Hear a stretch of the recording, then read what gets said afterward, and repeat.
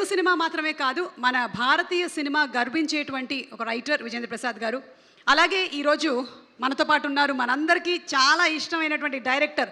అమ్మ తోడు అడ్డంగా నరికేస్తా అనే డైలాగ్ ఈ రోజుకి కూడా ఎవర్ గ్రీన్గా ఉందంటే దాని వెనకాల కారకులు మా V V Vinayak garu and of course Pachuri brothers. So V V Vinayak garu Khaidi number 150, అలాగే అదుర్సు లాంటి కామెడీలు. ఈ డైలాగ్ మాత్రం మీదే. ఏది అమ్మ తోడు మీదే. అన్నీనే. థ్యాంక్ యూ విజేంద్ర ప్రసాద్ గారికి. మా అందరికీ ఒక గురువులాగా ఆయన నమస్కారం. ఈ ఫంక్షన్కి వచ్చి అందరినీ, ముఖ్యంగా బోస్ గారిని, చంద్రబోస్ గారిని చూస్తుంటే చందమామ, నల్లటి చందమామ మీరు. అలాగే బండ్ల గణేష్, గని, మా బాబీ, అందరిని చూస్తుంటే చాలా హ్యాపీగా ఉంది. వేణి గారు సినిమా ట్రైలర్ చూశాను నేను, కోన వెంకట్ చూపించాడు. భలే ఎనర్జీగా చేసావు సాంగ్, భలే ఎనర్జీగా చేసావు. వాడు ఎవడకో ఫ్రెండ్కి తాళి కడతావు చూడు, ఆ షార్ట్ అయితే నాకు ఎంత కొత్తగా అనిపించిందంటే చాలా బాగా చేసావు. ఇందాక మా గని కూడా అంటున్నాడు, బండ్ల గణేష్, గని అంటాను నేను తన్ని, ఈ కుర్రోడు ఎరకొడేస్తాడన్నా అన్నాడు. చాలా చాలా పైకి రావాలని మనస్ఫూర్తిగా కోరుకుంటూ, అలాగే శ్రీదేవి ఈ సినిమా డైరెక్టర్కి పెద్ద బ్రేక్ అవ్వాలని నేను మనస్ఫూర్తిగా ఈ సినిమా మనస్ఫూర్తిగా కోరుకుంటున్నా. నాకు కోన వెంకట్ ప్రాణ స్నేహితుడు. ఇందాక విజేంద్ర ప్రసాద్ గారు చెప్పారు, ఏదైనా హెల్ప్ కావాలంటే ఏమీ ఆశించకుండా చేసే ఫ్రెండ్ అని ఆయన చెప్పారు. నిజంగా కోన వెంకట్ ట్రావెల్ చాలా విచిత్రంగా ఉంటుంది. ఫస్ట్ అంటే తను ఎవరితో జర్నీ చేసినా సార్, తెలుగులో ఫస్ట్ సినిమా ఫుల్ ఫ్లెడ్జ్డ్గా రాసింది ఫస్ట్ నా సినిమా. సాంబ సినిమాకి డైలాగ్స్ రాశాడు ఫస్ట్ టైం. ఒక గవర్నమెంట్ ఎంప్లాయీగా స్టార్ట్ అయ్యాడు. గవర్నమెంట్ ఎంప్లాయీ, ఇదేంటి నీ గవర్నమెంట్ ఎంప్లాయీకి నువ్వు సంబంధం ఏంటి అనిపిస్తుంది మనకి. ఆ తర్వాత ఐఏఎస్ఎల్ చేసే పనులు, అంటే ఒక మినిస్టర్కి పిఏగా వెళ్ళాడు. దానికి దీనికి సంబంధం ఏంటో అర్థం కాదు. దాని తర్వాత మళ్ళీ అంటాడు మా తాతగారు గవర్నర్ అంటాడు. ఏంటి మీ తాతగారు గవర్నరా? అవును, కోన ప్రభాకర్ గారు మనవాడిని అంటాడు. అది అయిపోయిన తర్వాత సరే రైటర్కి ఎలాగొచ్చావు అని అంటే, బాంబేలో రాము నేను బాగా ఫ్రెండ్స్ అంటాడు. రామ్ గోపాలవరం గారు తిను మంచి ఫ్రెండ్స్. రైటర్ ఎలాగయ్యో అంటే, రాము గారు ఏదో పాట రాయమన్నాడంట ఆయన. అంటే నేను పాట రాయడం ఏంటంటే నాకేం వచ్చు అన్నాడంట. నీ హిందీ వచ్చా అన్నా. వచ్చు. తెలుగు వచ్చా? వచ్చు. అదే రాయి, హిందీ పాటను తెలుగులో రాయి అన్నాడంట ఆయన, చాలా సింపుల్గా. అన్న తర్వాత సరే సాంగ్ రాసి ఇచ్చాడట. డైలాగ్స్ కూడా నువ్వే రాసి డబ్ చేసే సినిమా అన్నాడు. సత్య సినిమా అది. అలాగా రైటర్ అయ్యాడు. ఇక్కడికి వచ్చాడు. పూరి జగన్నాథ్ గారి ఆఫీస్లో ఉంటూ శివమండి రాశాడు. అక్కడి నుంచి నా దగ్గర, అంటే మనుషుల్ని ఎలా అట్రాక్ట్, తనకి తెలియకుండా తనతో కూర్చుంటే టైం తెలియదు, ఏమీ తెలియదు, అలా టైం వెళ్ళిపోతూ ఉంటుంది. He was a fantastic human being నిజంగా. ఒక చెప్పలేమన్నమాట, ఒక క్రైసిస్ ఉంటే ఆ టైంకి ఒక ఫోన్ చేస్తే వాళ్ళు ఎవరు ఏంటి టైం ఏంటి ఏమి చూడ్డు, ఆ టైంకి వచ్చి టక్కన వాళ్తాడు, అది ఫుల్ఫిల్ చేస్తాడు. మళ్ళీ అక్కడి నుంచి ఇప్పుడు రైటర్ నుంచి ప్రొడ్యూసరు.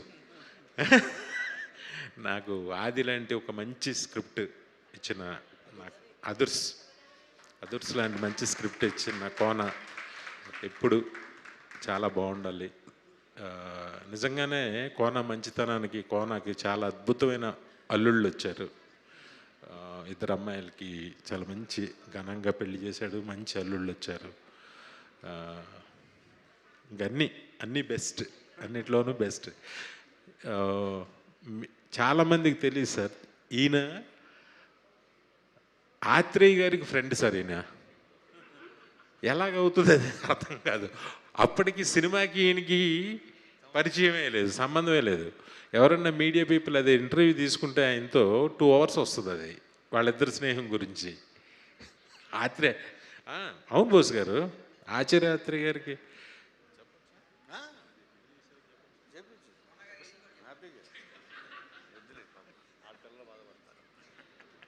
అసలు వీళ్ళిద్దరు స్నేహం అంటే నేను చెప్పకూడదు కానీ తను చెప్తాడు ఎప్పుడో కూడా ఇంటర్వ్యూలో.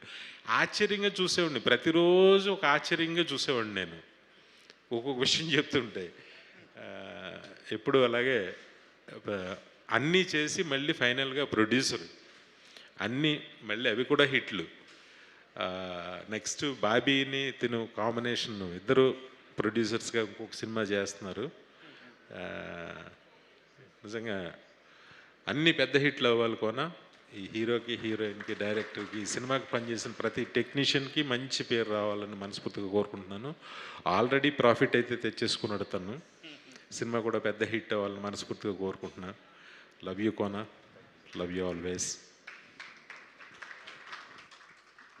Thank you so much. Thank you అండి. వినాయక్ గారు, అంటే లేదు ఇందాక అదే మేము ఆ క్వశ్చన్ అడిగాము, అసలు టాలెంట్, చదువు ఇవి రెండు అవసరమా సక్సెస్ అవ్వడానికి, లేదంటే టాలెంట్ మాత్రమే సరిపోతుందా, చదువు మాత్రమే సరిపోతుందా?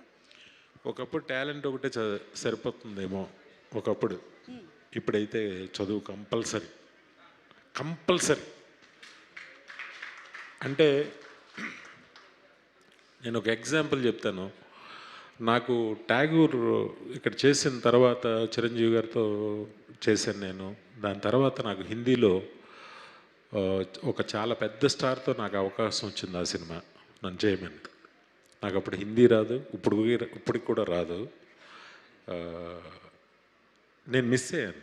అలాగా లాంగ్వేజ్ చదువు లేకపోతే, మన వొకాబులరీ బాగోకపోతే, మనకి లాంగ్వేజ్లు రాకపోతే ఈరోజు ఎదగడం చాలా కష్టం, చాలా చాలా కష్టం. నిజంగా అందరూ మనస్ఫూర్తిగా బాగా చదువుకోండి. చదువుకున్న వాళ్ళే రండి. ఇంకా పెద్ద తెలివైన వాళ్ళు ఇంకా మంచి అవకాశాలు వస్తాయి చదువు ఉంటే.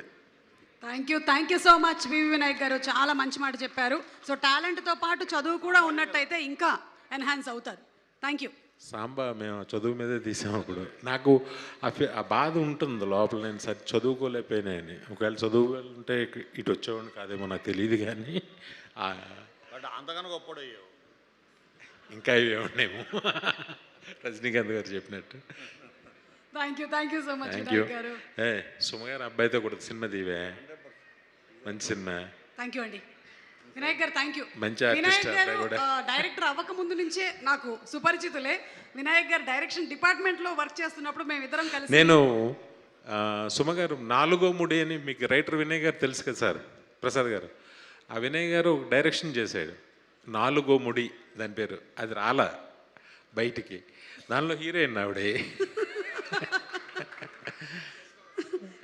నాకు రాజీవ్, నాకు తారక్కి బాగా ఫ్రెండ్. అలాగా వీళ్ళ అబ్బాయి ఎదగాలని, అంటే రాజీవ్ కొడుకు హీరో అవ్వాలని లోపల ఒక పెద్ద మంచి హీరో అవ్వాలని ఉంటుంది కదా లోపల. ఆ బాధ్యత కోన నువ్వు తీసుకో. మంచి కథ మాట్లాడుకుంటున్నాం. మంచి ఆర్టిస్ట్ అబ్బాయి. మాటలు అయిపోయాయి. Thank you so much Vinayak garu. Thank you for gracing the occasion. Thank you so much అండి. Thank you Kona, love you. Atreya గారికి కోనా గారికి ఉండేటువంటి రిలేషన్షిప్ ఏంటి?